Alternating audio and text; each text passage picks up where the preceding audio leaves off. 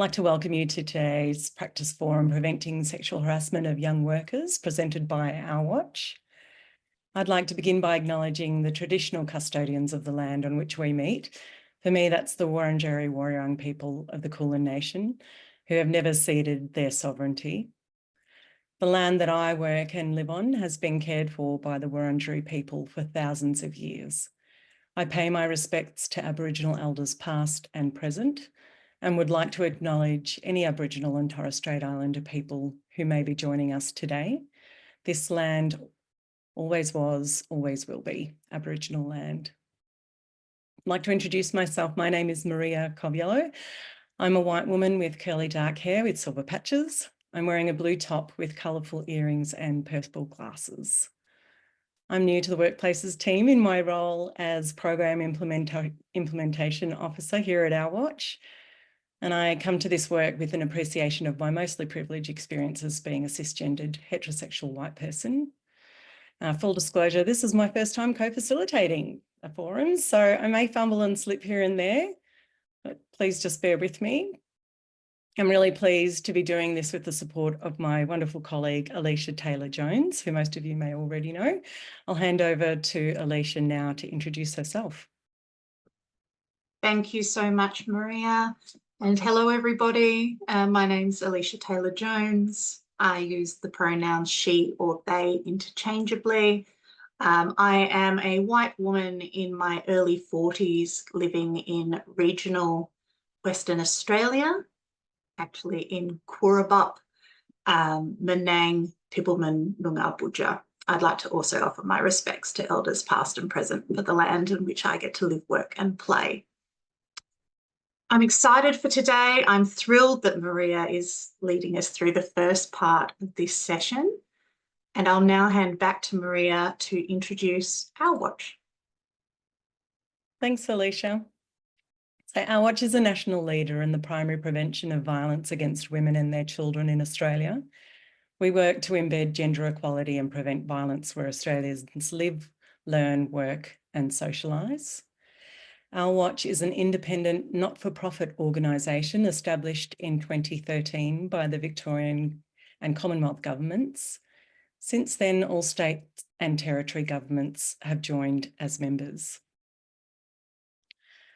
Well, that's probably enough about us at this stage. And what we're going to do now is we're going to pop up a QR code that you can scan with your phone or join via the link in the chat.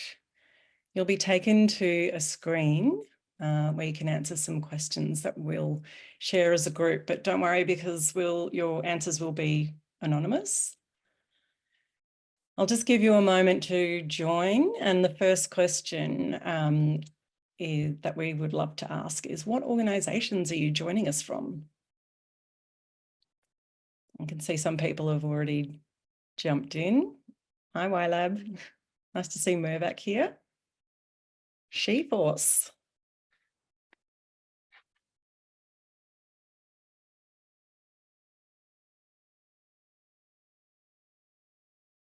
More Our Watch people here. Hello, Grace Papers.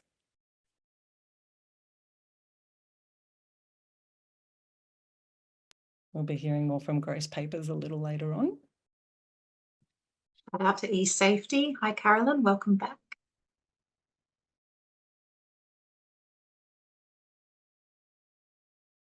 Give you a bit more time. You can see people typing away. Oh, CFA, hi. DFFH, I'm trying to think of that acronym now, it slips. TPG Telecom.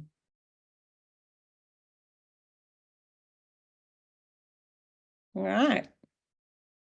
Good to see. I think we might move on to the next slide now and the next question. What are your burning questions when it comes to preventing sexual harassment towards young employees? We'd love to know what made you join us today in this forum.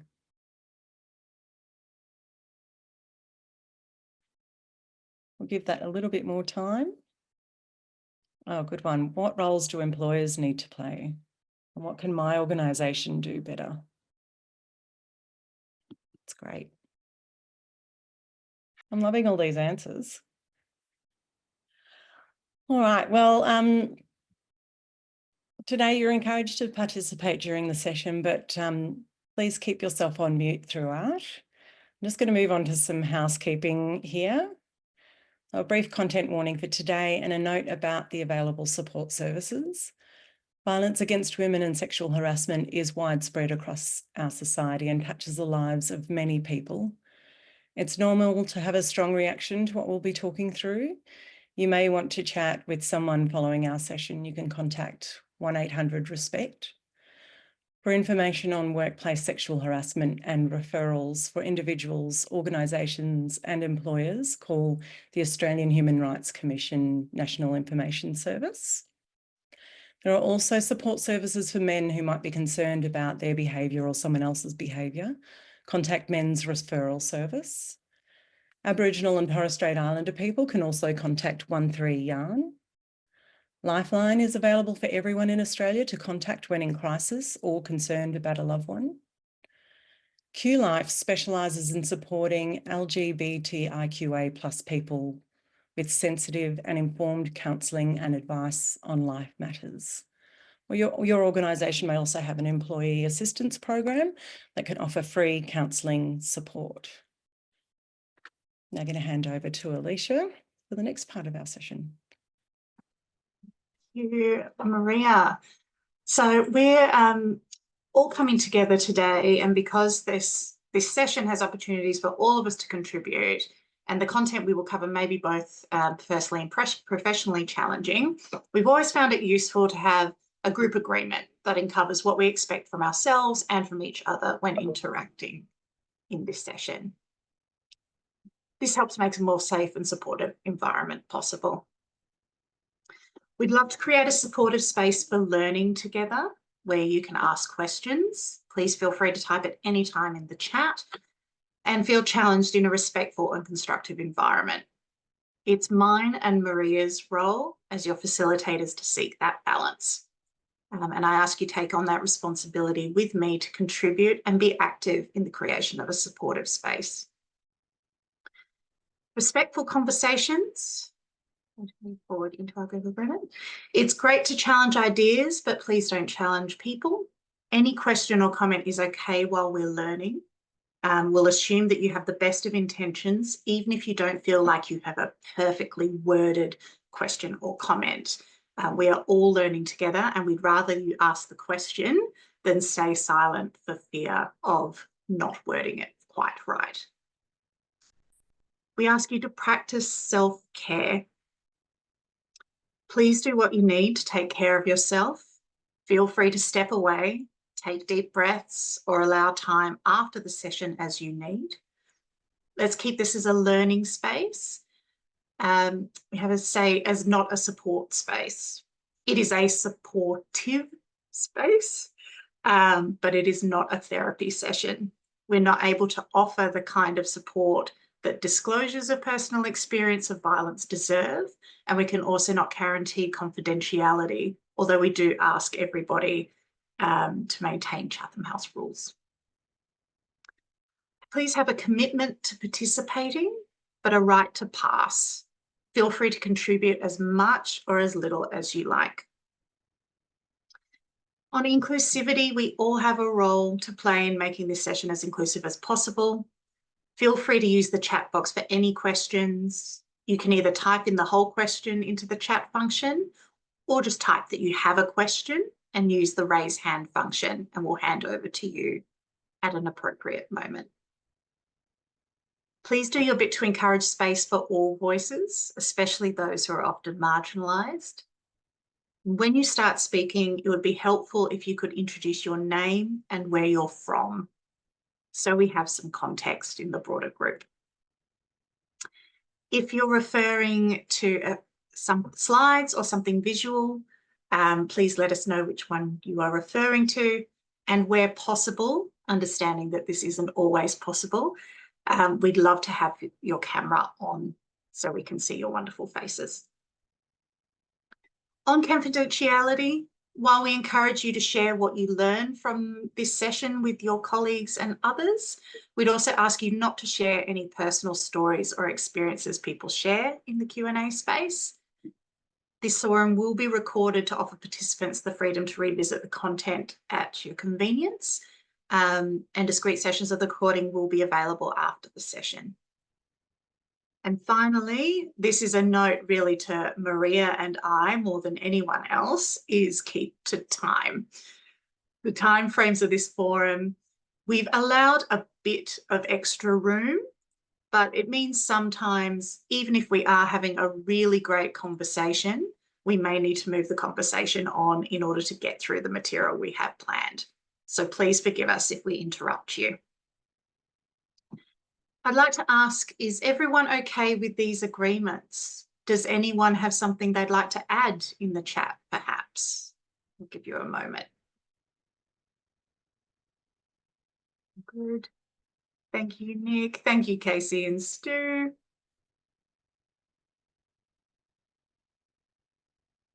Okay. Let's get moving. Here is our plan for our session today. We'll start off with a presentation from Prue Gilbert, CEO of Grace Papers, on the legislative changes over the last 2 years around positive duty and safeguarding children. Then our partners YLab will bring out their key findings from the Insights paper that they've co-created with Our Watch and consultation with young workers here in Australia. Then we'll have a panel discussion with some of the young people who contributed to the Insights paper, consultation on their proposed strategies and solutions to prevent sexual harassment of young workers. Then finally, we'll provide a space for a discussion and Q&A on what workplaces are doing in this space.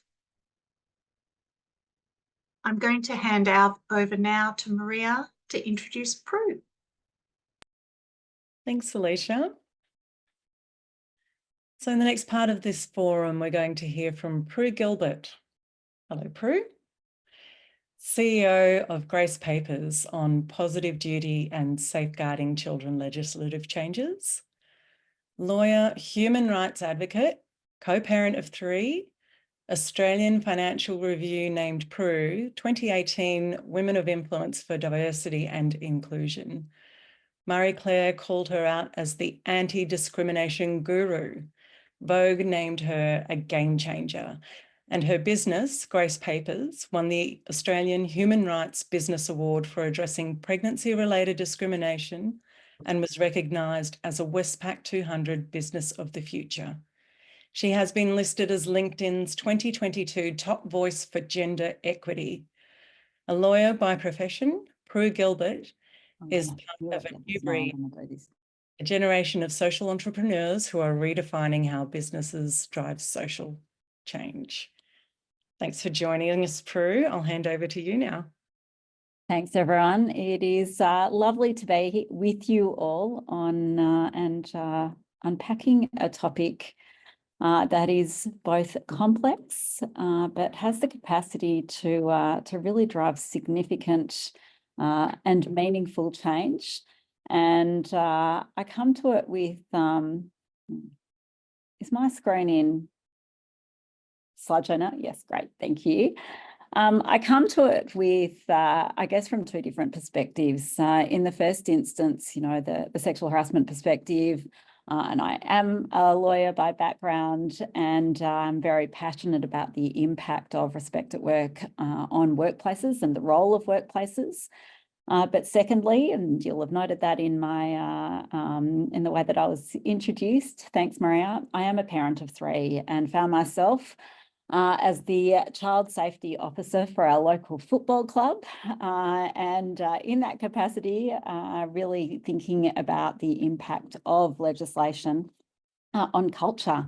And I guess what excites me about both of these spaces, the safeguarding children space, but also the respect at work space, is the opportunity for culture change and the social impact that it can have and needs to have, because most people generally believe that we ought to be keeping children and young people safe, regardless of where they are, but especially in our workplaces. And I did want to call out, you know, the real benefit that comes from employing young people in our workplaces, but also some of the risk that goes with it. And hopefully we can work through some of the great ways that we can have a positive impact on that.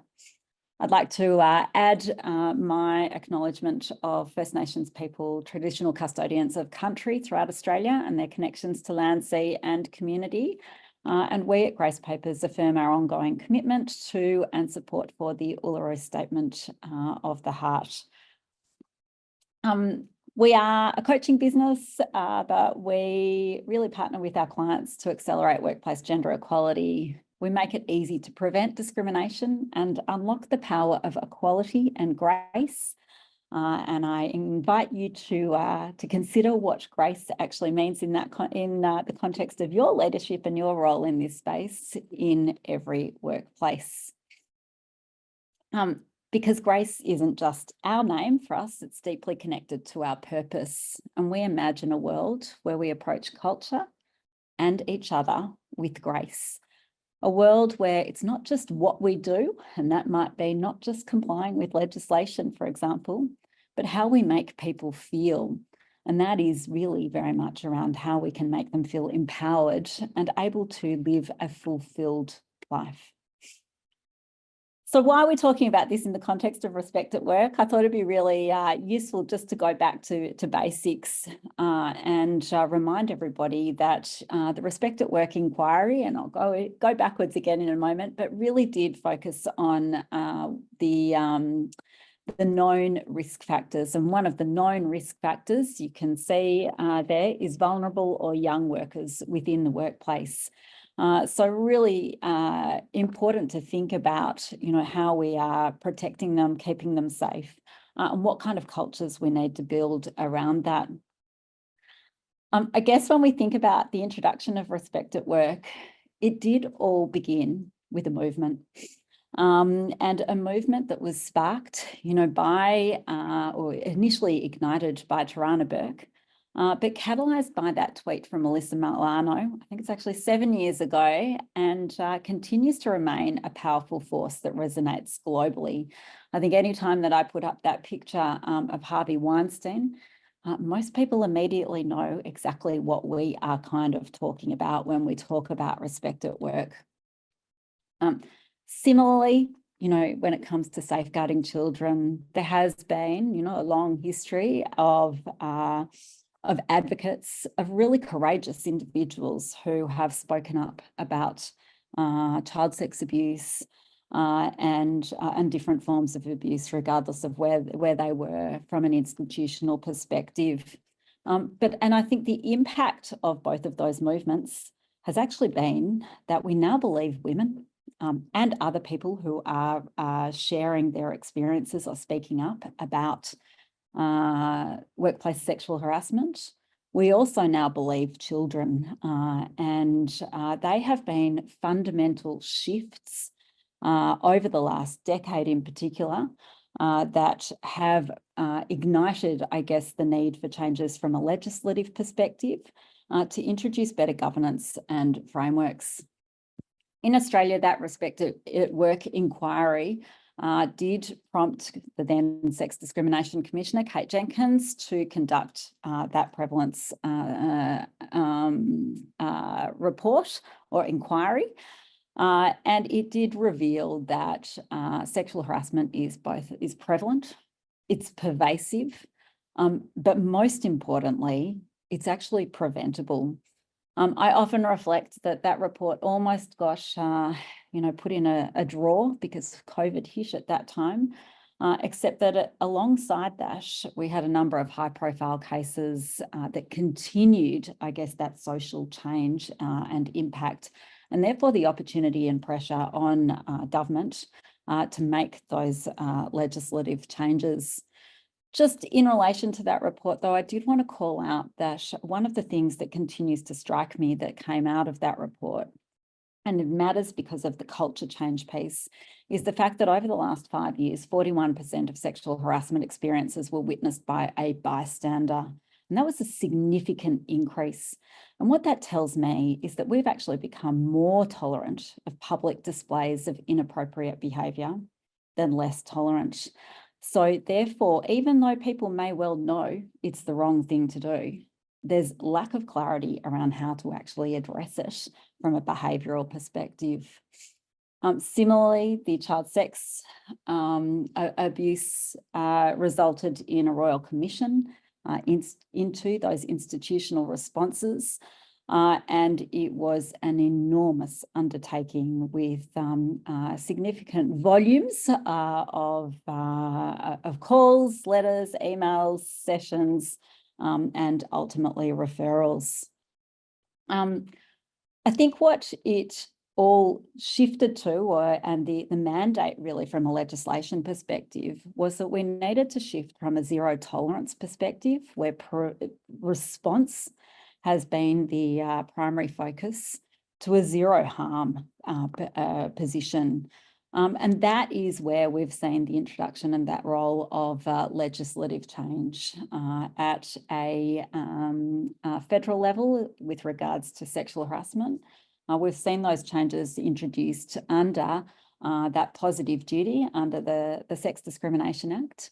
And similarly, we've seen different, an introduction of different legislative obligations on all organisations, but in particular, different standards for those who are employing children. And an example of that is the Victoria's Child Safe Standards, which really require organisations to embed child safety within their operations and to help keep them safe from physical, sexual, emotional, and psychological abuse and neglect.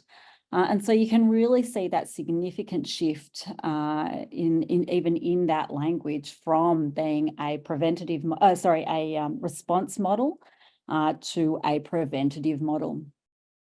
And I guess that introduction of what we've termed active legislation imposes a positive duty. And in the first instance, the Respect at Work really, imposes that positive duty on employers to take proportionate steps to prevent or end sex discrimination, sexual harassment, hostile environments, and victimisation.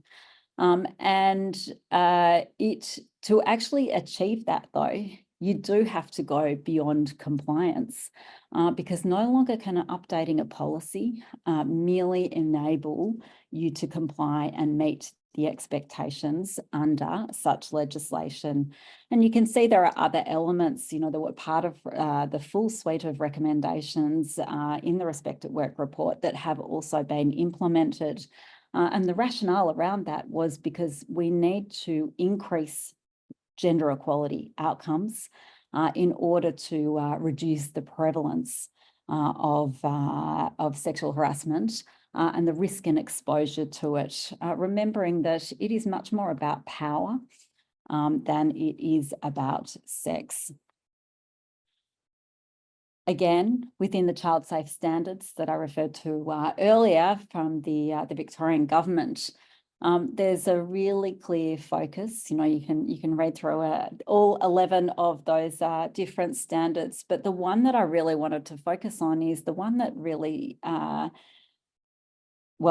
speaks to the culture. And that is that child safety and wellbeing is embedded in organisational leadership, governance, and culture. And when you read through and look at that, you start to think, well, what does that even mean? How do we actually move from where we are today to where we might actually need to be? And I guess that is starting to think about, and, I'm not clear, obviously, on where each of you are at within your own organisations, but starting to understand what you do know about the prevalence or the experience of young people.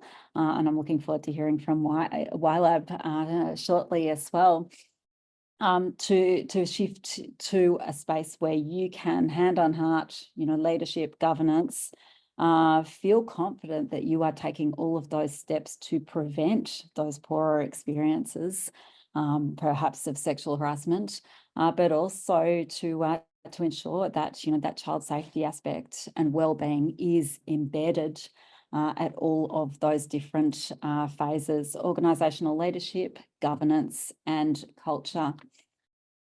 And I guess to that point, I wanted to add, and I've only got a short time with you today, that laws don't drive social change on their own, people do. And one of the things that the examples I wanted to share with you around what we mean by that is a lot of our clients will have already done the legal training, and I am a lawyer by background, of course, so I'm very familiar with the legal kind of training of these sorts of pieces of legislation, but does it actually have the impact on the culture change? And what we tend to find is that even if you've had the training from what the actual law is, 40% of leaders are not confident in encouraging their teams to speak up about uncomfortable behaviours. Imagine being a young person in that context, that environment. 40% of people rate themselves low for understanding the causes of things like the gender pay gap and gender equality metrics. And a third actually rate themselves low on how to communicate the benefits of gender equity and how to identify and address gender inequality and gender bias within the workplace. So you can start to see that there's a need for both the behavioural controls that come into play to actually drive the change, as well as the systemic controls. Which probably brings me back to the piece that I'm so passionate about, which is how do you actually empower people to drive the social change in this context? And that is by sparking movements. And there's so much we can learn from the movement of Me Too, but thinking about it in that organisational, that workplace context. So how do you spark a social movement within your workplace? Well, sparking a movement requires you to really rethink how you're going to frame the issues in ways that stirs people's hearts, because you need that connection to the heart as well as the mind in order to shift the culture. And it's about connecting to that emotional core. You've also got to showcase quick wins. These are enormous topics or, pieces of legislation in many ways to actually implement. So you need to help people to feel that they are making progress along the way, however small that looks and feels, to give them the confidence in the change and to show that that progress is possible.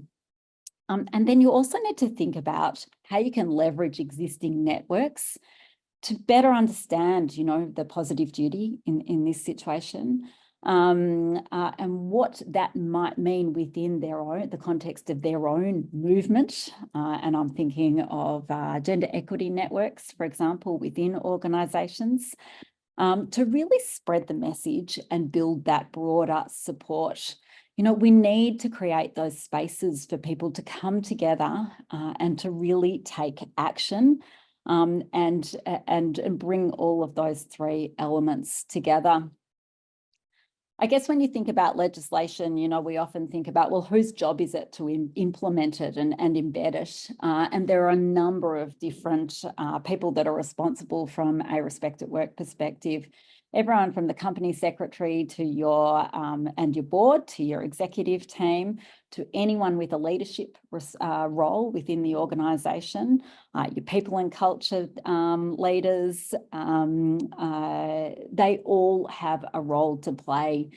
But the difference, I guess, is in this space is it's not just about that transactional being able to translate a piece of policy or a piece of legislation.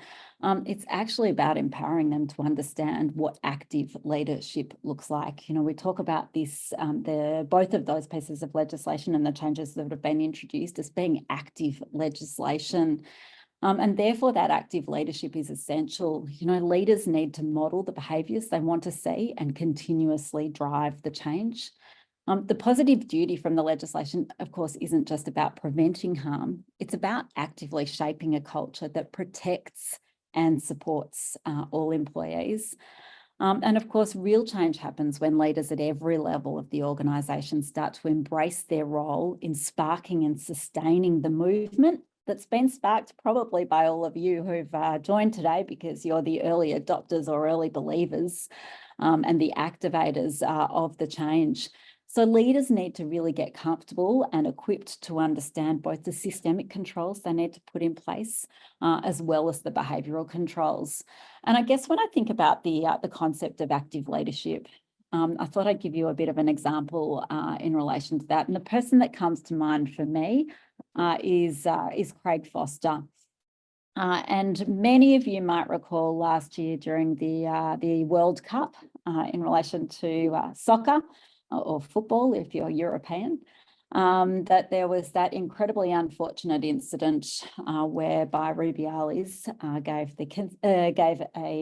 an unwelcome kiss to one of the Spanish players, and while there was an overwhelming response to that, that it was non-consensual, the difference when a leader, somebody with power, sponsors the movement, which is exactly what we saw Craig Foster do in that situation, meant that all the rest of us who wanted to speak up but weren't sure what the safeguard, the boundaries might be, what the potential impact might have been on our own brand, reputation, careers.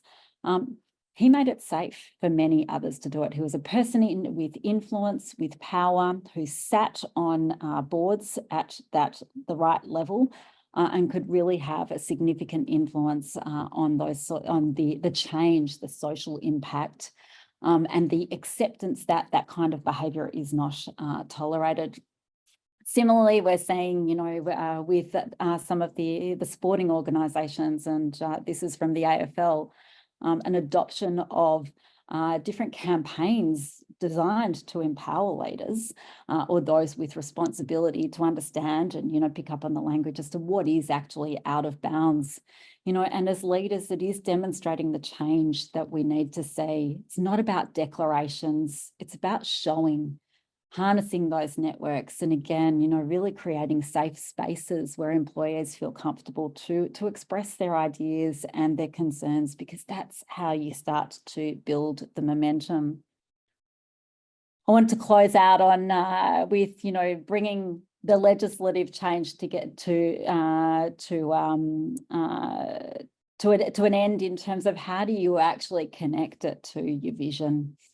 Often, over the years, I've had the privilege of asking lots of CEOs around what's their vision for gender equality, and often they can tell me that they've got a great parental leave policy. They might have targets towards increasing the number of women in leadership, but they really can't tell me or articulate what it feels like. What does equality feel like? What is their vision around that?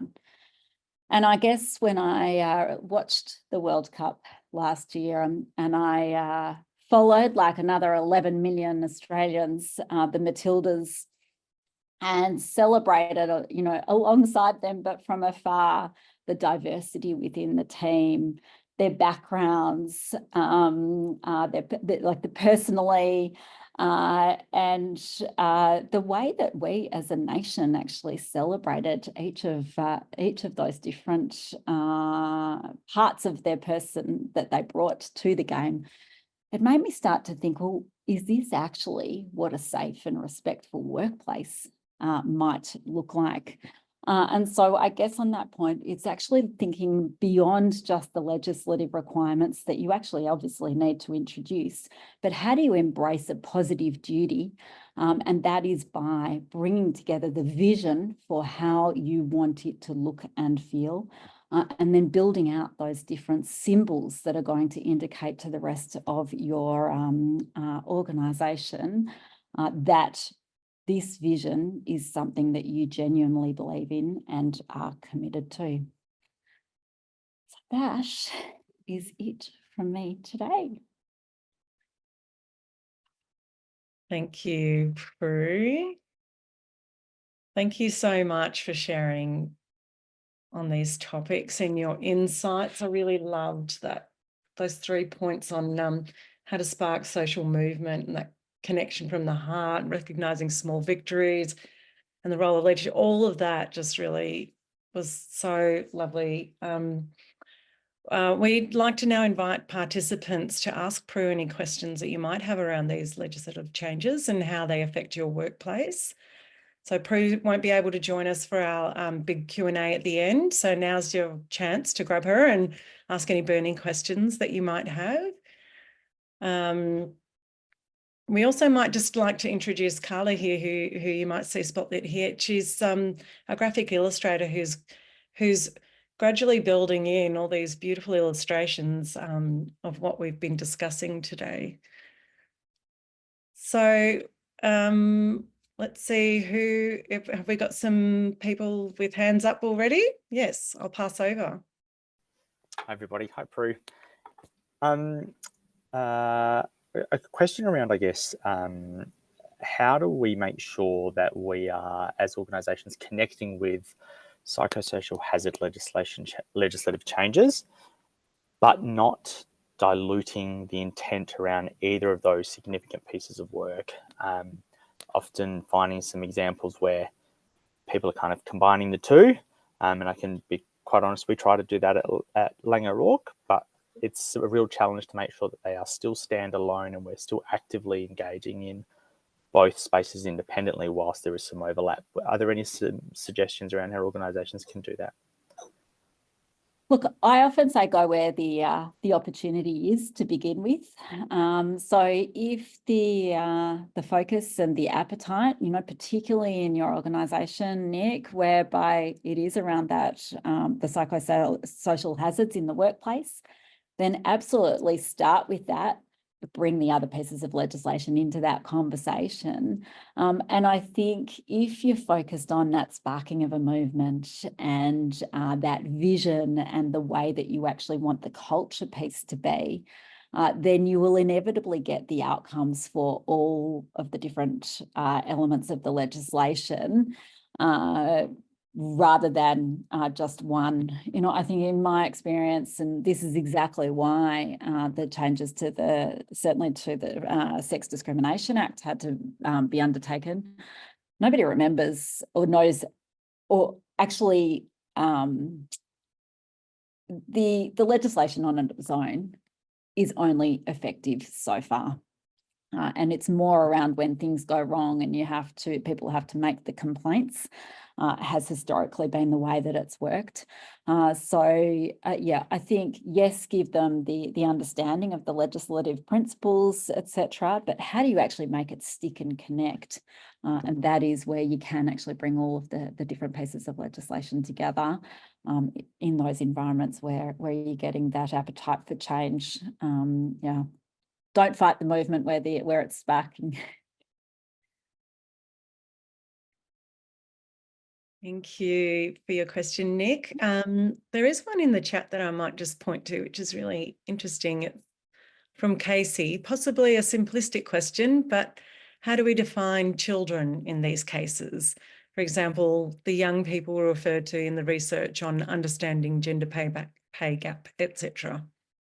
So we define children as under 18, according to the Safeguarding Children legislation.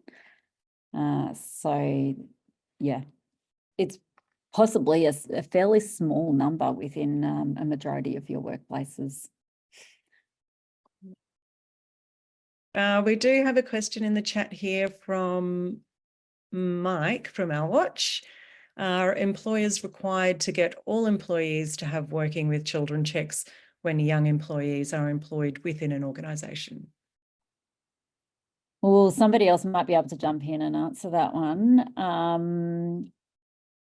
I am not 100% sure around the employment side of it. Certainly, you're not, Nick's shaking his head. No, it's only if you have interaction or potential interaction with that young person or those young people, and it's also not from a peripheral perspective either. So if you might have some interaction with them via email or through meetings secondhand or any of that sort of information, that's fine. It's if you have that physical, in-person, often and frequent interaction, or you have any leadership or ability to influence or lead or direct or engage with that young person, is when you need to have that working with children check. Okay. In the interest of time, I might just leave it there, if that's okay. Thank you so much, Prue, for taking the time to meet with us today. Pleasure. And if anybody does have any follow-up questions, yeah, please feel free to reach out to me via Our Watch. I'm more than happy to have a further conversation with you. Thank you. So yes, please throw those questions into the chat and we'll forward those on to Prue. I'm going to hand over to Alisha now to introduce our next speaker. Nooria, thanks so much, Prue, for all of your insights and your generous offering of your expertise to share with us today. It's deeply appreciated, particularly on a day when you had other significant personal commitments. So thank you. I'd now like to introduce Grosvenor Francis. We're spotlighting Grosvenor now. Yes, hi. Grosvenor is a man at YLab. His role involves co-design and consulting project delivery, facilitation, and business development across the health, employment, and education systems. A designer by trade and storyteller by heart, Grosvenor has more than 9 years of experience across the for-purpose, non-profit, and education sectors. He is particularly passionate about supporting young people from diverse backgrounds and lived experiences to build their confidence and capacity to enact change within their own lives and communities. He completed a Bachelor of Communication at the University of Technology, Sydney, and has previously worked with the likes of Young Change Agents, Australian Red Cross. We have something in common there, Grosvenor. We're going to have to chat about that. UTS, Open IDEO, Shore School, and Alvaro Preparatory School. Grosvenor's interest in this subject matter spans back to a whole of community campaign and participatory design project based at UTS focused on sexual violence prevention on campus, for which he won a Best in Class Good Design Award in the Social Impact category in 2020. Grosvenor is now going to be presenting to us the co-developed paper between YLab and Our Watch on preventing sexual harassment of young people and fostering greater workplace equality and respect. Grosvenor, I'm going to hand over to you to share your slides. Welcome. Thanks, Alisha, for the warm welcome. Delighted to be here to join you all today. So yeah, as mentioned, my name's Grosvenor and I'm a manager at YLab. I use he, him pronouns and am typically based on Wurundjeri Woi-wurrung country in Nam, but I'm very lucky to be dialing in from beautiful Kawasaki in Japan today. I'm excited to be here with you all to share the key findings and recommendations from our soon to be released insights paper on promoting safety, gender equality, and respect in the workplace. This was developed in collaboration with Our Watch and young people as part of today's Practice Forum event on sexual harassment of young employees. I'd like to start by acknowledging the traditional owners of the unceded land on which we work and pay my respects to their elders past and present, to the First Nations young people who are our collective future, and to any First Nations people who might be here in the audience today. I acknowledge their continued resistance and enduring determination of the First Nations people in dismantling outdated colonial systems, and I'm really grateful to work alongside these communities as an ally organisation. I'd also like to briefly acknowledge the young people that participated in this project for generously sharing their ideas, experiences, stories, and perspectives, 3 of which are here today and will be joining me a little later for a bit of a panel discussion. And yeah, your invaluable contributions have helped shape this inside paper and presentation, so thank you for that. By way of a brief agenda for my presentation, I'm going to start by sharing some background and context, including a little bit about why the project that this is part of with the team of Our Watch, and the research methodology that we use to gather insights. Next, I'll provide a high-level summary of our insights and recommendations for employers and prevention practitioners before a panel discussion with some of the young people involved in the project. There will also be time for questions from the audience, so please feel free to pop them in the chat and we'll respond to them later in this session. So let's get started. So for those of you who might not be aware, YLab is a co-design and consulting social enterprise. We bring together young people with diverse lived experiences and partners to design solutions to complex problems. We're a non-profit social enterprise, so 50 cents from every dollar invested by our clients goes back into hiring and training young people. Alongside education, employment, and health, we have a First Nations systems focus. And First Nations people, knowledge, thinking is embedded across our ways of working. We also have an engaged community of young people, including young collaborators like those who are here today, and our YLab associates. These are our young employees, aged 15 to 29, who bring a diverse range of cultures, identities, and backgrounds to our work. But most importantly, young people are the center of everything we do, from our impact model through to our service offerings and consulting project delivery.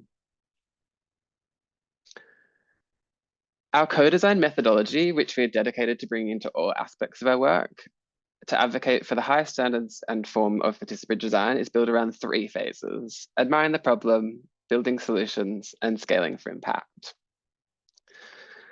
Earlier in the year, we were blessed to have the opportunity to partner with the workplace prevention information team at Our Watch on this important piece of work. We were engaged to conduct desktop research and interviews with an intersectional group of young people from across Australia, aged between 15 and 17 and 18 to 24.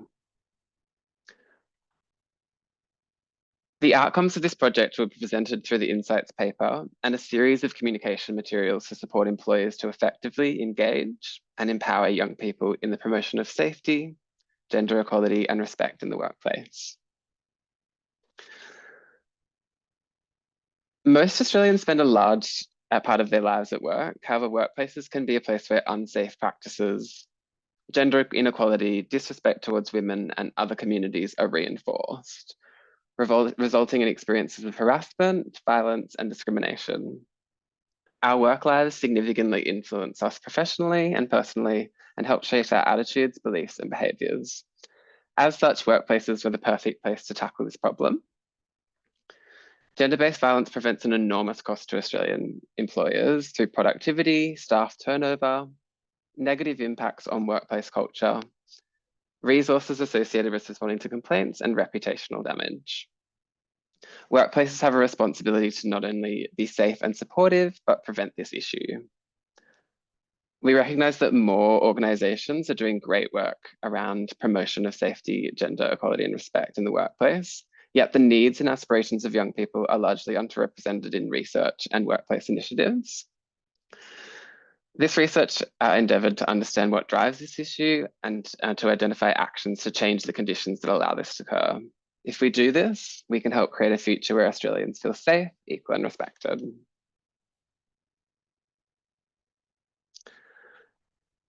So the next few slides illustrate our research methodology at a glance. We utilised a combination of desktop research and one-on-one interviews to fill the gaps in current research and support employers and prevention practitioners alike to promote safe, equal, and respectful workplace practices. To achieve this, we employed a data-driven approach and developed a dedicated synthesis framework. This framework was organised around 6 categories: safety, gender equality, respect, drivers, actions, and the role of young people. The lines of inquiry formed the basis of our interview questions, and this framework was reviewed at key stages of the project to ensure it was meeting Our Watch's goals and objectives. Next, we reviewed existing research to gain a deeper understanding of the project issue. Key resources have been curated into a further reading list in the Insights report. This included Our Watch's workplace equality and respect standards and the Change the Story framework. providing a baseline to ensure strategic alignment throughout the project. We delivered a recruitment plan to engage young people aged 15 to 24 from diverse backgrounds and lived experiences, receiving 87 expressions of interest for the enumerated interview opportunity. As part of their onboarding experience, we identified young people's learning and accessibility needs, as well as sharing pre-readings with them based on the insights from our desktop research.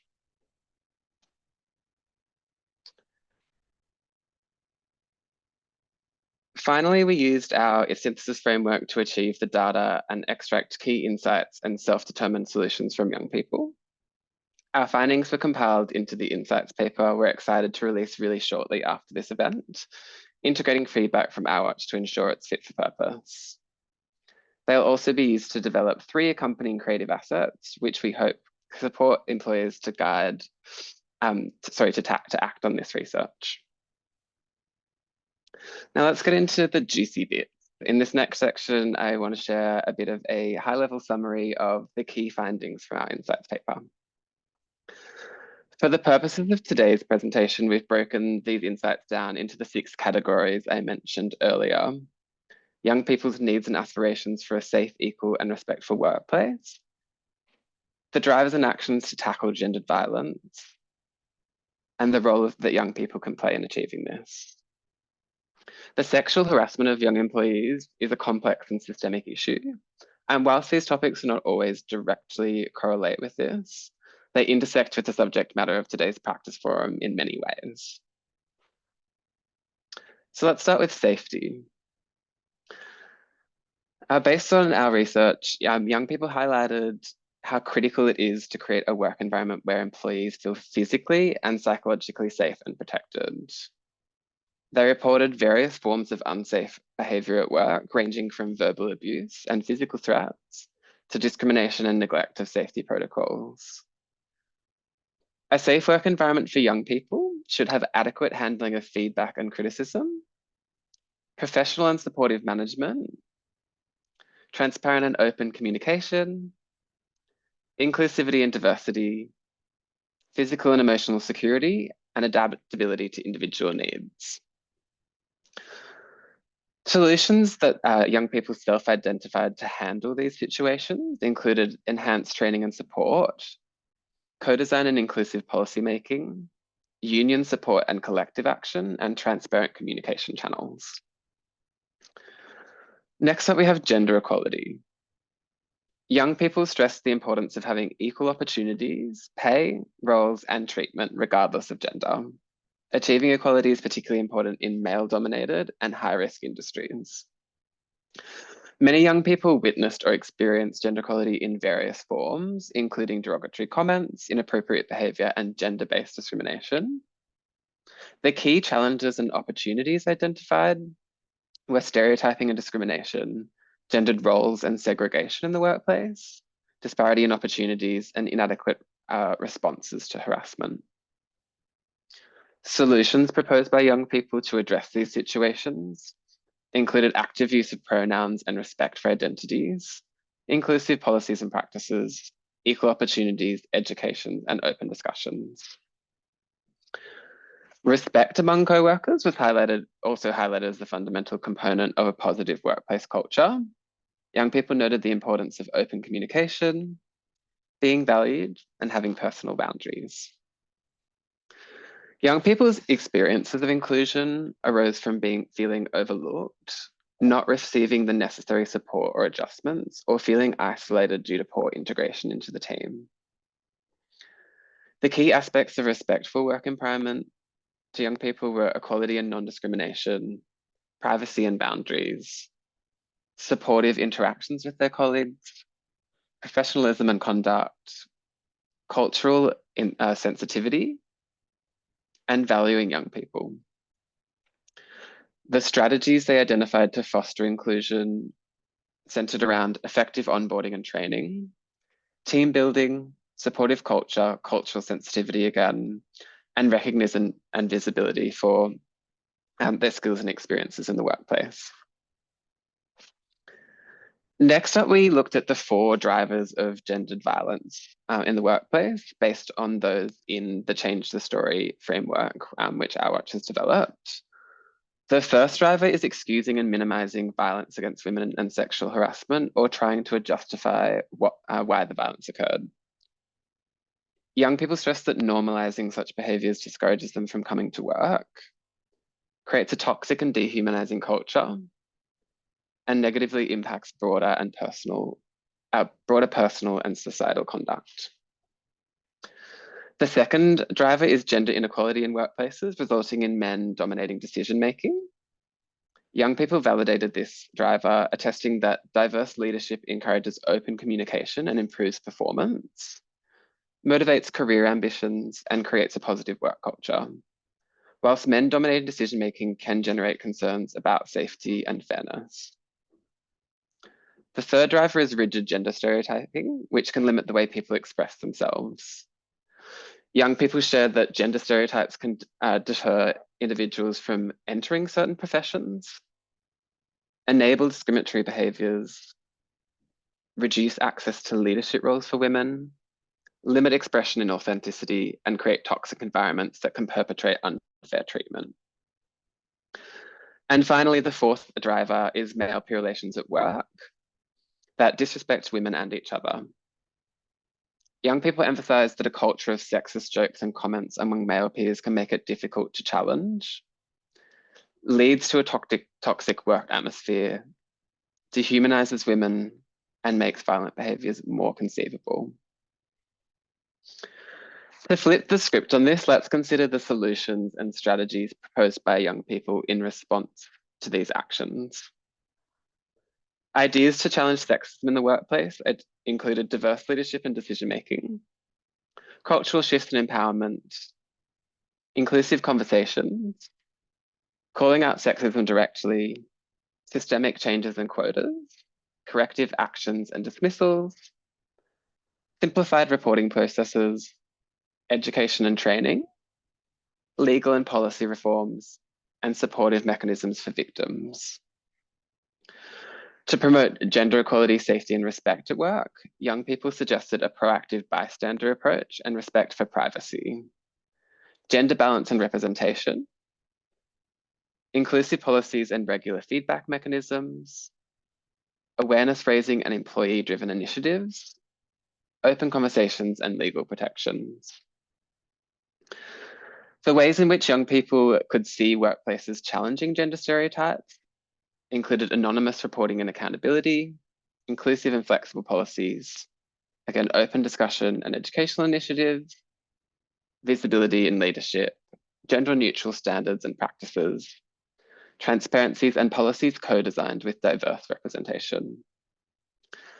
And finally, to support and engage men to promote positive masculinities and supportive male relationships at work, young people suggested accountability and anonymous reporting, mental health support for men, respective role models, queer and feminist advocacy, safe spaces, and education and mentorship programs. And last but not least, and certainly not least, young people self-identify that they have an important role to play in addressing these drivers, including sexual harassment in the workplace, and that employers have a responsibility to engage and empower them to do so. Youth participation in this issue could include advocacy and calling out injustice, creating support systems and safe spaces, educating peers, influencing the modern workforce, sharing power and decision-making, and community and online engagement. Whereas youth empowerment and engagement from employers could include the promotion of open communication and reporting, enhancing training and awareness, inclusive policy development, enabling youth-led initiatives, and addressing workplace exploitation and to ensure fair treatment. So where to from here? Our key findings provided a thorough foundation of insights to inform the development of some recommendations, which I'll share with you shortly to wrap up my presentation. By adopting the recommended measures, employers and prevention practitioners can establish environments where every employee, irrespective of age or background, can thrive through safety, gender equality, and respect, free from fear of sexual harassment, which should have no place at work. So through our data synthesis, we identified 5 key recommendations from young people for employers. Promoting a culture of safety. This could include implementing both physical and emotional safety measures, including security presence and supportive management, creating transparent communication channels, and ensuring management styles encourage openness and professionalism. And finally, recognizing and accommodating individual needs and identities to enhance safety for everyone. Advancing gender equality. This could look like addressing gender disparities by ensuring equal opportunities, pay and representation in leadership roles, implementing inclusive policies that respect all gender identities and actively challenge gender stereotypes, and encouraging and supporting female and non-binary leadership to counteract male-dominated decision-making.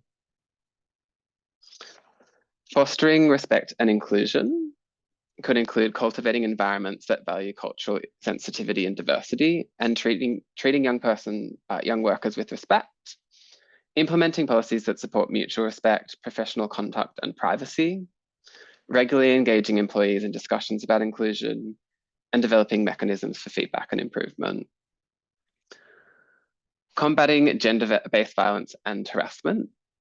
This could include establishing clear policies with zero tolerance for sexual harassment and gender-based violence, supporting victims with comprehensive support systems, including trauma-informed care and safe reporting mechanisms, and educating employees on being active bystanders and empowering them to challenge disrespectful behaviours. And finally, engaging and empowering young people in decision-making policies and policy development, offering leadership opportunities and mentorships that reflect diverse backgrounds and experiences, and creating and uplifting youth-led initiatives to foster a sense of ownership and responsibility for workforce culture changes. Based on young people's insights and ideas, we also identified 4 recommendations for prevention practitioners. This included supporting organisational change, which could look like helping organisations develop and refine policies that promote gender equality, safety, and respect, facilitating workshops and trainings that address sexism, harassment, and discrimination, and providing tools and resources to aid organisations in creating a supportive and inclusive culture. Gathering further research and insights through ongoing research to stay updated on the challenges and experiences of different employee groups, especially young people, and using these insights to guide interventions and policy changes tailored to the specific needs of the workplaces. Building communities and networks through fostering collaborations with different organisations to share best practices and resources. Building networks that can provide support and advocacy for individuals experiencing harassment or inequality at work. And finally, promoting legal and political advocacy. This could include advocating for stronger enforcement of existing laws and the introduction of new policies that protect employees from discrimination and violence. And finally, working with legal experts to ensure that workplace policies comply with national standards and are effectively implemented. Now, I'm sure you're busting to have the opportunity to hear from some of the young people themselves and also have a chance to ask some questions. So that's a wrap but on my presentation today. But I just wanted to encourage you all to download and read the report once you're notified that it's available. And keep fighting the good fight. Thank you all so much for listening and for your ongoing investment in creating a better employment space and systems for young people. We wish you all the best with your efforts to prevent sexual harassment of young workers and encourage you to reach out if YLab can be of any assistance. Before I do move on to our panel discussion, I just wanted to check if there's any specific questions for myself in relation to this insights paper. I'm really happy to take any now before we hear from the young people. Thank you so much, Grosvenor. Thank you for that presentation, and a huge shout out to yourself, your team, and also all the young people who've contributed to the insights paper. I'm conscious we've just gone past the halfway mark, so I did want to, yes, first invite any questions on the insights paper from YLab, either in the chat or feel free to raise your hand and come off mute. But then I'd also like to invite us to take literally a 2-minute comfort break. However that looks to you, it might be stretching and moving your body. It might be filling up your water bottle. It might be going to the bathroom. We don't have time to boil a pot of tea, but let's have our questions, have a very short comfort break, and then come back for the exciting panel. I do want to kick us off. We've had such rich information and insights shared already in today's session. The next presentation, which will be facilitated by Grosvenor, is a discussion with some of the young people who contributed to the YLab Our Watch Insights paper. Can you please welcome Mily Elambasseril, Sankara Santosa, and Nooria Ahmadi. Thank you so much for joining us today. And Grosvenor, I'll hand over to you. Thank you so much. And hello all. Thanks for joining us and yeah, generously offering up your time to be with us today for this chat. Yeah, let's give everyone a warm kind of virtual welcome. So joining me today, we have Mily and Sankara, both of who are 17 and joining us from Wurundjeri Woi-wurrung country in Nam, and Nooria Ahmadi, who's 19 and joining us from Yagara and Turrbal country in Meanjin. So hi all. Just before we start, Mily, Sankara, and Nooria, it's been such a pleasure working with you on this important piece of work. And the ideas and insights that you've shared already have been incredibly valuable. You and all the other young people, I should say, that have worked alongside have been yet another incredible reminder of just how talented and passionate the next generation here in Australia.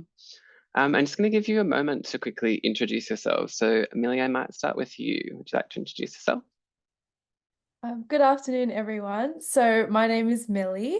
I'm currently in year 12. I'm the school captain down here in the northern suburbs. So I'm from Mill Park, and I go by she, her. Most of my time is obviously spent at school, but I do have a lot of experience specifically in the retail area. I feel like that's where my professional journey has kind of leaned towards. I'm actively working towards hopefully getting a degree somewhere in the medical field, but most of my career opportunities so far are retail. I mostly worked at Harris Scarf, I worked at Coles, and I've had the amazing opportunity to work at the Australian Open this year, and I'm going there again next year, which is very exciting. So I personally do a lot of retail roles purely because of the social aspect, and I feel like I can interact with people a lot more in those kind of roles. So that's about me. Amazing, thanks, Mily. I might pass it over now to Sankara to introduce himself. My name is Sankara Santosa. My pronouns are he, him. I'm a 17-year-old qualified mental health peer support worker who's currently completing university with assistance from a scholarship. I believe it's important to create opportunities for young people to play a significant role in decision-making processes in regarding to prevention of sexual harm. And I've worked as a youth and lived experience advisor in casual roles for many years across different sectors, including working with 2 city councils over 4 years, as well as several mental health hospitals, youth organisations, and universities for the last 3 years. Thank you so much. And can confirm for everyone, I know there's a few Grosvenor Francis names floating around. Sankara is not a clone. I think I just sent the same Zoom link. So yeah. Apologies for that little mix up. Yeah, that's completely fine. Thank you. And Nooria, would you like to wrap up by just introducing yourself? Yeah, sure. My name is Nooria Ahmadi. I finished high school last year. I was also a school captain at Forest Lake State High School, very rural area. I started advocating at Youth Voice Brisbane. There was a small youth group, and I started doing my advocacy in there about young people and inclusion of young people. And then I moved to a broader group through Youth Voice, and they always expanded that opportunity. You know, they gave us young people the opportunity to be in broader groups, and that's how I ended up being in NISO, which is Napkin Youth Speak Out. That's where I am right now. I advocate for young people, inclusion of young people, but I also study law at university. So this is my first year studying law, and I'm really looking forward to this panel. I think we've got some really wonderful panelists, and of course Grosvenor has been really amazing, showing highlighting all the study and research impacts. So I'm looking forward to it. Oh, shucks, thanks for that. Yeah, each of you brings such rich and diverse perspectives and lived experiences and expertise to this topic today. So thanks again. Let's get stuck into some of our kind of panel discussion questions, and then we'll create some space at the end for anything from the audience. Mily, my first question's for you. I'd love to hear just a little bit around what a safe, equal and respective workplace looks like for you, but also other young people. Yep. So I think the most straightforward and easiest answer is purely a place that you want to be at. No matter what your job is, whether you're serving a coffee to someone early in the morning or you're literally saving a life in a hospital, your impact makes your life and your choices and your voice makes such an impact on everyone else around you. And I've personally witnessed that when I serve my customers, or when I do youth work down at Whittlesea, I've noticed how much of an impact we as youth can make. So just wanting to be there it really shows on your face. And more specifically, respect and just being safe. It's an environment that we all create together. So not only is it somewhere that we want to go to and we feel excited to go to in the morning, obviously no one really wants to wake up at 7 a.m. to run off to work, but knowing that once you get there, you will be smiling, hopefully most of your shift. It's also just knowing that you belong there. I've been very fortunate that no matter where I've worked, I've established a sense of community and more so a sense of family with my team. So knowing that you have that sense of family no matter where you go, whether it's like with my youth work family or my Harris Scar family, wherever I am, I've made lifelong connections. So just knowing that that is a possibility and it's not just something that you clock in at 9 and get off at 5 and that's where it ends. Obviously you'll have a social life and a work-life balance, but just knowing that it's not just work and it's not just a role that you have to fulfill. You make so much impact on everyone around you. So it's just having that mindset and helping everyone around you have that mindset of wanting to be at work, being excited to be at work, being happy to see your colleagues and also your friends who were your colleagues.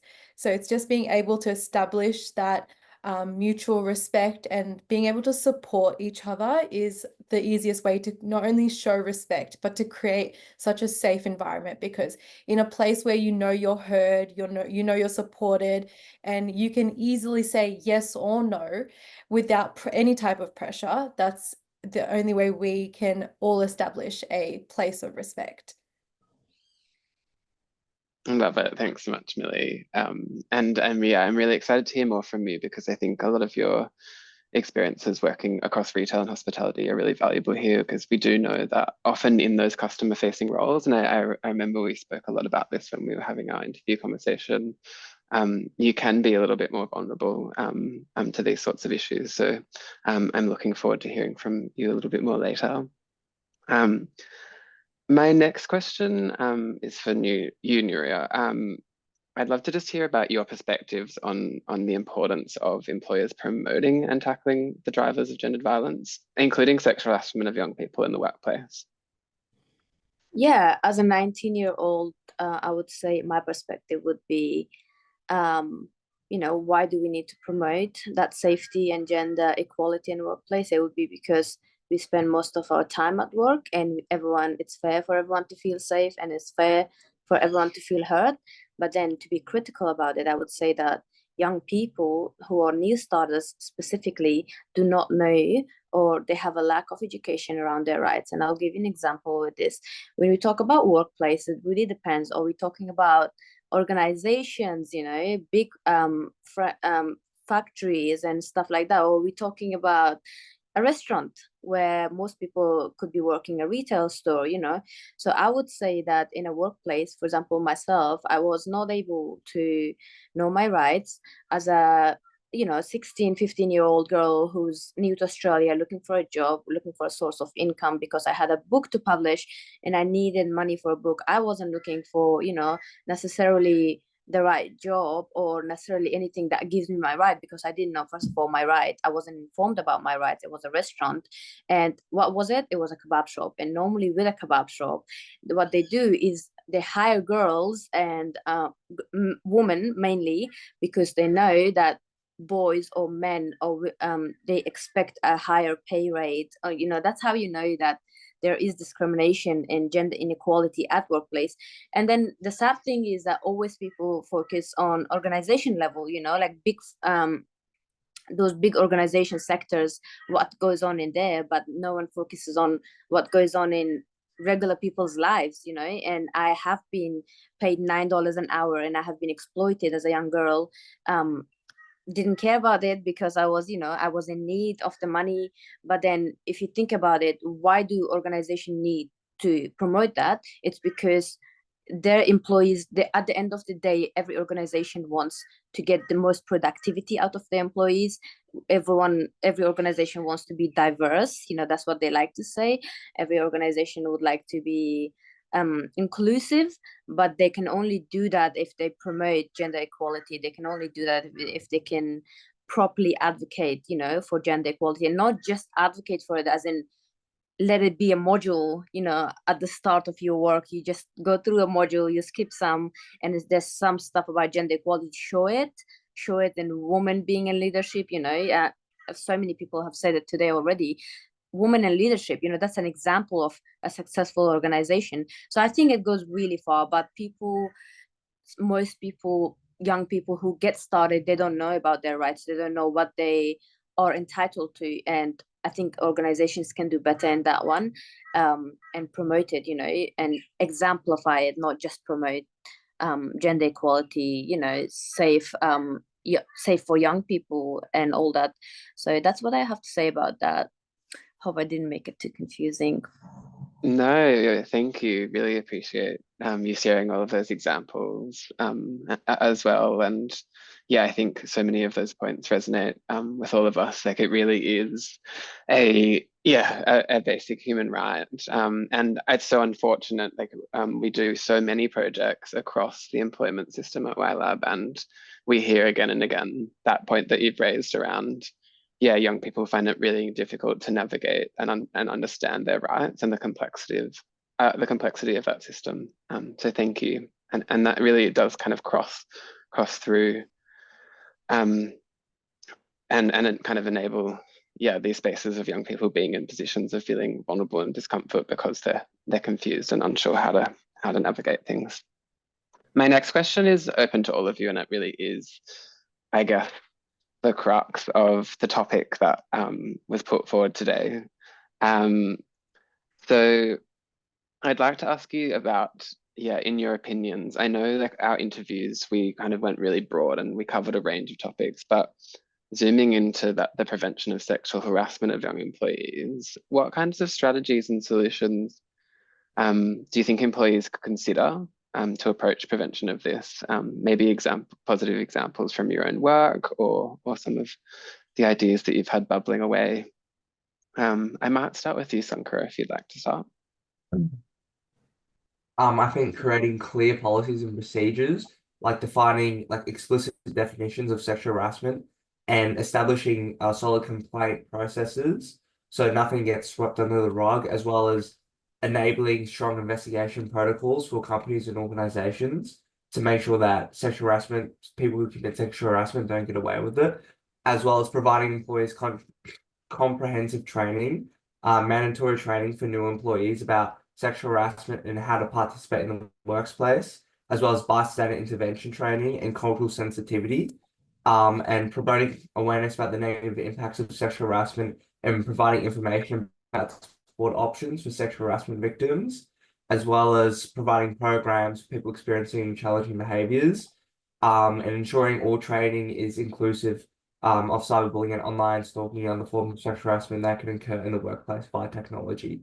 Also open communication channels for employees to give feedback about the training or stuff like that in relation to sexual harassment, and leadership commitment to stopping sexual harassment within organizations and companies, and develop lived experience roles for people who are survivors of sexual harassment, as well as leadership roles for young people. And uphold a workplace culture of respectful environment, equal opportunity, diversity, inclusion, and have regular review and updates on the workplace culture and the processes to stop sexual harassment within the workplace. Thank you. And yeah, really appreciate all the thought that you've put into like giving us like a breadth of examples there. Millie or Nooria, is there anything you'd like to add in terms I of just want to solutions and jump in strategies? quickly just before I Yeah. forget. I think like we have the modules, we have the trainings. As Sankara said earlier, we need those, but we also need to make it very specific for young people to determine or see the clear difference between a friend and someone who's just exploiting your vulnerability, you know, breaking your boundaries and negatively impacting you at workplace, talk in a toxic manner. For example, myself, like I just want to use my own story because I know that other people can resonate, and it's something that I've gone through. So it shouldn't just be a story written on a paper. It should be out there. I think like for me, most of the workplaces that I have been, people have this assumption that because I'm wearing the headscarf, I am oppressed. I don't have my rights, you know, and then they are normally the people that are very nice to me, you know, like friends. And then I had to just sit down and tell myself, you know, what do I do? This doesn't make me feel comfortable. I feel really negative every time I come to this workplace. I feel unsafe. I feel like I'm not loved for who I am, and I should be changing. I had to find myself in this space where I had to keep proving that, look, no, this is not what you think it is. It's this, you know. So I thought to myself, and I came to the conclusion that a friend is normally someone who would support you in a positive way, or if there is any you know, critical or like constructive feedback, whatever, they can give it to you in a nice way. But I didn't think that was it. So I thought like setting those boundaries very clear for young people, because most of the young people are not able to tell like whether they are being problematic, it's their problem or it's the other person's problem. But then you come to a point or you come to a certain age where you realize that, oh, it's not my problem, it's a toxic behavior, it's a toxic work environment, and I should get out of it. But then on top of that, I would say that one of the other strategy that we should also really consider is youth groups, you know, youth committee groups, youth-led groups in organizations. That's how young people feel heard. That's how young people see that their voice matters. That's a way to get started. Obviously, we had youth groups in my organizations where the young people were there, but they had to listen to all the people talking about young people, and the young people themselves were just sitting down listening. Like, I think the table should switch, you know. So I think the youth groups, it definitely, if I was to be in an organization and I just start working there, there's a youth group, I would definitely feel more encouraged, you know, to speak about anything, to speak about issues, show up and see what the youth group is all about. And obviously that all comes down to, you know, valuing diversity and inclusivity within workplace. So if you have a youth group, you're showing that you're not just speaking about diversity, you're actually exemplifying it. Love that. Thank you so much for such a thorough answer. And yeah, really, I think a lot of what you shared really resonates with a lot of the themes that were coming through in the insights paper. And yeah, that last point, it was really echoed, I think, in terms of young people. I guess I'm really excited by how like passionate your generation is about like doing something about this and not being those kind of people to bystand and let these kind of issues permeate in the workplace. Can sorry, I just cut you off, but can I just say it's really difficult to stand for against these things, you know. It's really difficult to be the one to go out there and do something about it, because you look like the bad person, you know, until you come to these groups and you're like sharing your story with everyone else and you see that people have the same experience, and that's what keeps you going. But how many young people go in these type of meetings or consultations and talk about it? Not many. They try once, they fail, and then they just feel like they're not being heard and they stop. So that's the problem. That's what we need to communicate. And we need to also communicate that it's not okay for anyone to feel that way, that they're not heard, their voice is not valued. But yeah, sorry, I just got really heated, but No, cutting you off. I really appreciate your passion. It's great. I think you're totally right. Like, it is probably worth acknowledging that the three of you all are quite active in those kind of advocacy spaces, but that's not always the case for young people, and sometimes they don't have that level of comfort. But yeah, really important discussions, and we will come back, I think, later in my questions to the role that young people can play. I just want to see, Millie, do you have anything to add on that question before we move on? I definitely agree with Sankara's all of his points. They were definitely agreeable. And same with Nooria. The opportunity to participate in a youth group is so important. I've been with the Leaders of Tomorrow, so the lot. It's an advisory group here in Whittlesea, and I've been there for around 5 years now, and it has made so much change. So we've advocated for so many changes. We've done events. It's very, very impactful. So to think that just a few group of random like children, like people under 18 come together and we can still do so many things, and there's a physical output is so, and you can see it in front of your eyes. It's not just a paper, it's not just something that gets pushed to the back. You see it and it's an active change that's still going on. But taking a more personal approach, especially to things like sexual harassment. When I've done youth panels before, there's always been one thing that I always preach, because we always advocate that it's never too late to call it out, but I always say it's also never too early. Because as soon as you see the signs, I think majority of us are always like, am I overthinking it? Did they mean that? Is it really that bad? But I think as soon as we see those little signs, it's very, very important to call it out. It might just be once, it might just be twice, it might be so early on, it might be so minor, but it is still never too early. And that is one thing I always preach to everyone around me, because as soon as we feel uncomfortable, as soon as our boundaries have been violated, even in the smallest ways, it is something that is worth calling out. And we don't have to wait until it is so long or so harsh, so physical, so in your face to say something, because we can say it at the very beginning. And that's something that I think employers should definitely actively preach to youth as well, who might be a little bit more, like Nooria said, like a little bit more afraid to speak out about it. But the never too early thing is very, very important. Love that. So beautifully articulately put. Thanks for that. Sankara, before I move on to my final question for you, I'd like to ask you a specific question. And I think this actually is like a perfect segue from what we've been discussing. And I know that you've been involved in many different kind of forms of like youth consultation and participation through a number of different organizations. So my question for you was kind of on that last theme of these key findings that I presented out. I'd just love to hear any perspectives that you have on, where you can see young people playing a role in tackling this issue at work, and what employers might be able to do to like better engage them to do so.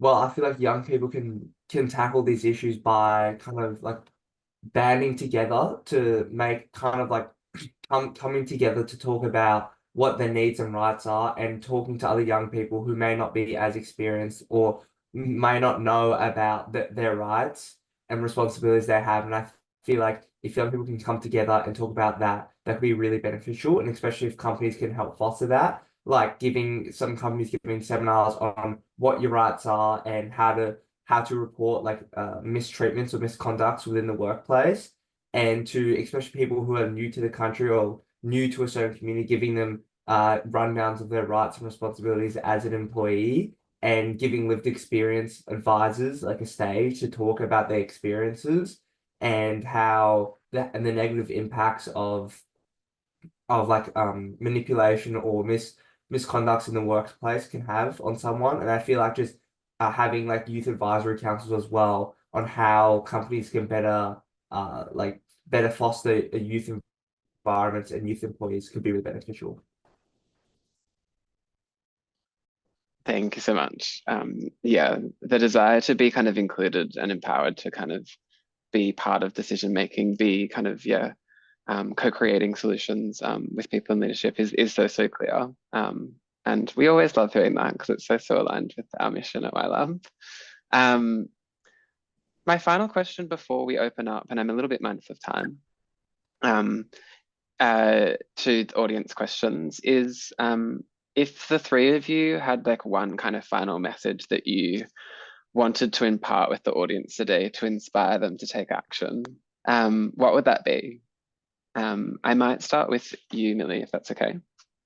Yep. So obviously my first one would be, again, the not too early statement. That is very, very important for employers, and not even just employers, just for people to advocate to your community around you, because before we're employees, before we're managers, before we're someone at work, we're just humans, and we're a brother, we're a sister, we're just people in a community, and our community mindset does influence our workplace mindset as well. It influences what we bring into work. So as soon as we can teach ourselves and others around us that it's not too early, that mindset will be taken with us everywhere. And also my second point is that when we go into, especially youth, I think going away from the stigma or that mindset of because they're under 18 they need a lot of help, or they might not be to a certain standard, is it can be harmful, purely because, for example, when I first went into my retail job, everyone around me was a lot older, was significantly older than me. So to me, I did feel like a baby, but I think there's a difference between how you treat a baby or someone very, very new versus how you treat an employee. So obviously someone who's a younger might be more inexperienced and they do need that little extra support, but I think it's stepping away from that like underlying condescending tone or condescending approach is very, very important, so that youth aren't just degraded to a young person or a young child stepping into a bigger thing. Because at the end of the day, we're all in the same workplace, we all want to do the same thing, that's why we're here. So regardless of whether you're 14 or 45, you're still in the same place. So it's just that level of equality. And as well with like equity, obviously we might need a bit more support, but again, we're still in the same job and same profession, and we want to do the same thing. So I think stepping away from that mindset of because they're under 18, under 15, or they just started, they need a lot of help, that would be very helpful, and it just makes youth feel more confident in a predominantly older, more experienced employee's job, if that makes sense. It does, thank you. Nooria is just having some battery moments, so I might pass to you, Sankara, if that's okay, and then Nooria can wrap us up. Yeah. Is this like the question, what role you think young people can play in tackling sexual harassment? So this is just around if you had kind of one final message for Okay. employers to inspire them. Yeah, I feel like that young people that employers should, like I said before, foster a workplace that is safe for young people, and also give them the opportunity to talk about their issues and talk about their complaints with an organization or business, or give a complaints of misconduct, stuff like that, and to really foster the ability for youth to put in complaints and to make sure that it's a safe and accepting place for all people, and that their rights and responsibilities are talked about and given to them when starting their jobs, so they're not abused or misused in the workplace. Love it, thank you. And final words from Nooria before we hand it over to the audience. Yeah, I would just say that young people are like flowers that are blooming. If you give them the right opportunity and if you protect them, they're gonna shine, and they're gonna take your organizations, for those thinking of profits, take your organization as far as you could imagine. They will do the work and they will shine like no other, because I know I've seen it. I have observed that young people are capable, and the only way we're ever going to evolve is if we change our mindset. Just because when you were young, you were not given an opportunity to work and, to be included and to speak up and to have your voice, doesn't mean you should continue that cycle to the other generation. It's about time that we change that mindset. It's about time that we all grow together. And I think in getting young people included, and not just included, but protect them as well when you're including them, is just the best way to get everyone shining in an organization. And I think that's my final message. Amazing, thank you. That's all we've got time for now, but would love to give our panelists a virtual little round of applause. Thank you so much. It's been such a pleasure as always, and I always love hearing from you all. Back to you, Alisha. Thank you so much, Grosvenor. Thank you, Mily, Nooria, Sankara. Thank you for your impeccably well thought out and articulated ideas, and for sharing your experiences with us as well. I will open up for Q&A now. Stuart, you have your hand up. You have the floor. Thank you, Alisha. Just bear with me a second while I check there we go. Thank you very much to everyone speaking, and particularly the young panelists. I guess just by way of introduction, I work at Mirvac, a property developer. So obviously I have in the human resources department, so I have a role in creating frameworks and safety for our employees. But I'm also a father, and I have two, I'll call them children, a 22-year-old son and a 20-year-old daughter. They're still my children. And I had a question for you, and I'll give you the scenario where my daughter was by herself on a train on her way home in Sydney. And it was a very quiet carriage, and a much older gentleman sat next to her when there were plenty of other seats available. And she shared this story with us when she came home, and she said her first instinct, which is what she did, was to move away from that situation.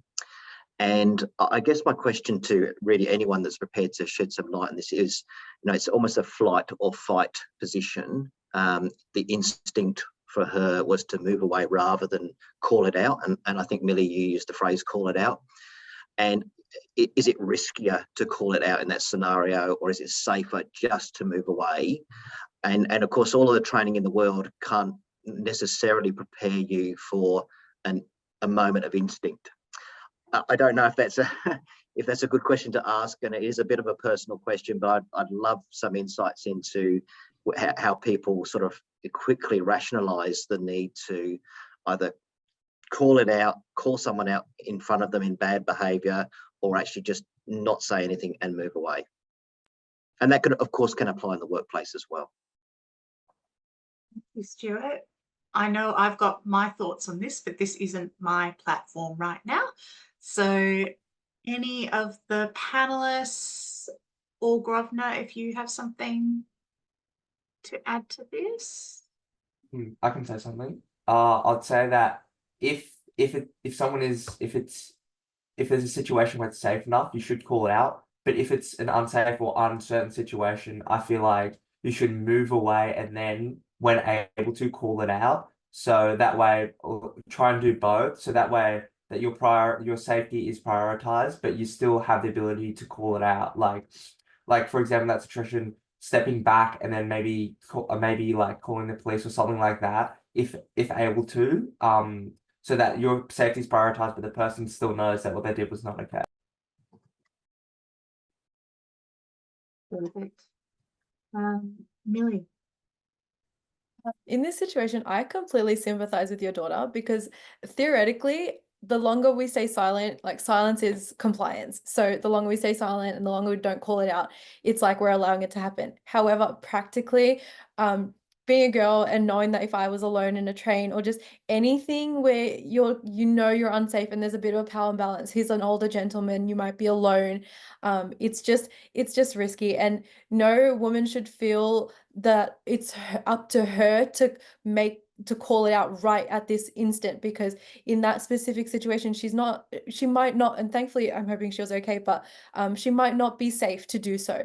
And it's not all riding on her to start it in that very specific moment.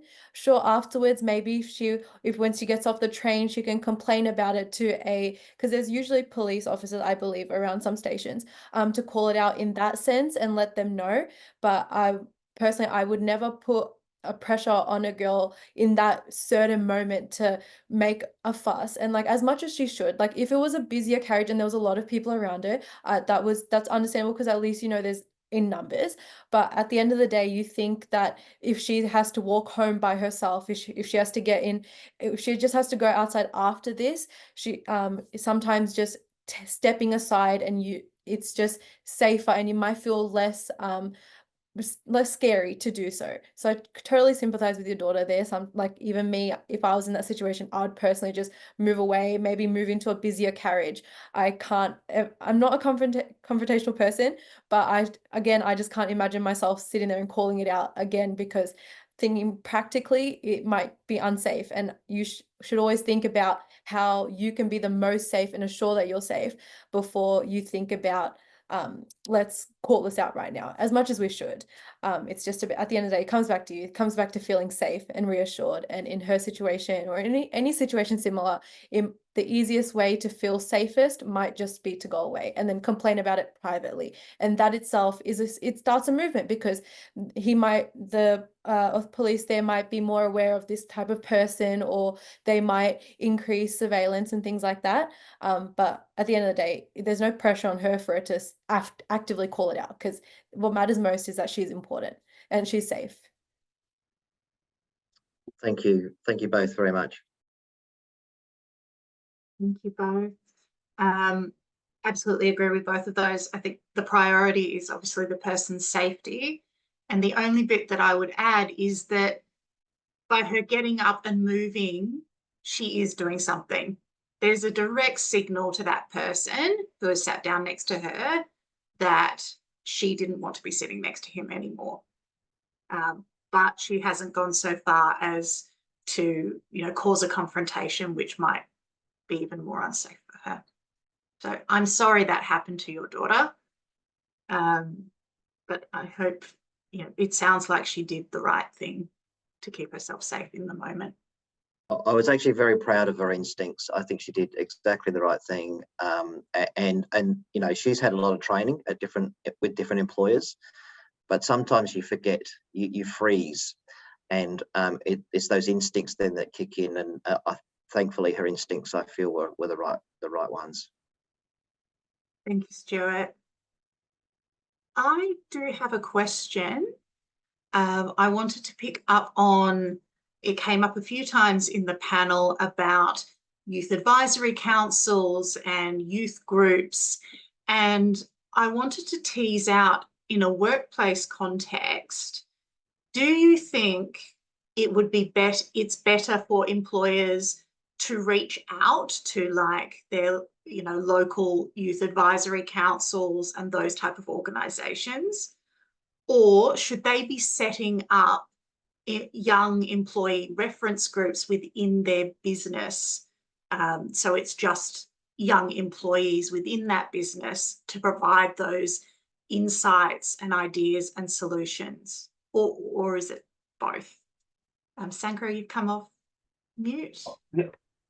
I'd say that maybe a bit of both. I think depending on the situation and depending on the needs, I feel like they very much should have their own youth advisory groups, but I also feel like outsourcing to other youth advisory groups could be really helpful, especially if a company's hosting an event or something. Then again, it just really depends on the specific need of what they need with the advisory group and what type of company they are and how many young people are actually in their company. Thank you. Nooria or Millie, did either of you want to add to that response? I again think both are very important. Reaching out to youth groups, there's so many things that a youth group can provide. So reaching out definitely helps. But I think especially with, like, personally working in, if it's one of those environments where there's a lot of older people and just a minority of youth that are working, having a more heart-to-heart or like a closer group with the youth and like in that specific workplace, and making sure that sometimes approaching might be a bit intimidating because it's like kind of puts you on the spot, but like making sure that they know that there is a very open space for them to privately come and talk to their manager or to their team about certain things that would make them feel comfortable, or even if it's just like random little things here and there where it's like their suggestion on what the employer could do to make them feel more comfortable as youth. That really helps because as much as I think the things that you can get from a youth group just act as like a baseline, and then again, it's very different in each work environment depending on how many youth you have working there, what kind, what's the type of environment that the employer has created. So definitely the youth feedback definitely acts as like a baseline, and then everything else kind of, it's up to them to create that like personalized approach. So again, approaching the youth at their workplace specifically would be a lot more helpful and a lot more suited to who they're going to impact directly. Thank you so much. I'm conscious of time. We only have a few minutes together left. Thank you heaps to all of our panelists, to all of our speakers and contributors today. We do have spotlighted on the screen Carla Scotto's The Graphic Illustrators piece, which now looks nice and full after this session. Carla, did you want to come off mute and say for 1 or 2 minutes what you've sort of got out of the program, out of the session today? And then I'm going to hand to Maria to finish us up. I can do my best to fill up a couple of minutes. This is a very interesting session because while I think I specialize in taking big ideas and creating bite-sized infographics for people to consume a little bit easier and process.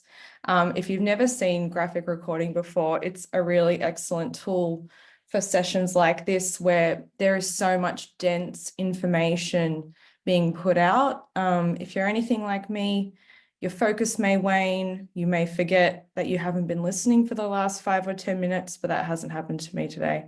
So I've always done visual doodling to kind of combat this, and it's actually a profession, so it works out really well for me. I think the most challenging part of today would have probably been the report, because there was just so much information to cover, and really selecting like the key findings, making that accessible and a bit easier to digest is something I'm probably going to have to go back and just refine a little bit further. I spent quite a bit of today writing on my notepad just to make sure I got across all those key points, and just taking away the most valuable pieces of information while you're listening to everything can be so challenging. People spoke really illustratively, so that made my job quite easy today. I pictured things as I was going along, especially things like sparking a movement, inspired some little glittering legs walking towards the future. Yeah, so if you were to look back on this, you should have a nice little refresher of what you heard today. Thank you so much, Carla. Maria, I'm going to share screen for the final few slides and hand to you. Thank you, Alisha. We've had some, I'm just so blown away. We've had some really valuable insights today from all our speakers, and just to concur and reiterate what Alisha's already covered, I'd like to thank them for their time and energy and sharing their experiences. Thank you all for your thought-provoking questions. And Carla, what a beautiful way to capture moments. I love the glittering legs walking towards the future, so gorgeous. In the background, we have Jess, who has been keeping things running very smoothly with our tech. So thanks so much, Jess. We're going to move on to a final little question that maybe I certainly feel like I've got some really good takeaways, but the one thing that you'll take away from today's session, if you could scan that QR code or click on the link that's just popped up in the chat there, we'd love to hear what your takeaways from today's session would be. Informing youth of their rights. Yeah. Mily, Nooria and Sankara for PM, absolutely. I really loved, I was completely unaware about youth groups in workplaces. What a fabulous idea, getting together to share your experiences. And I think that's brilliant. I can still see people writing, so I won't move on just yet.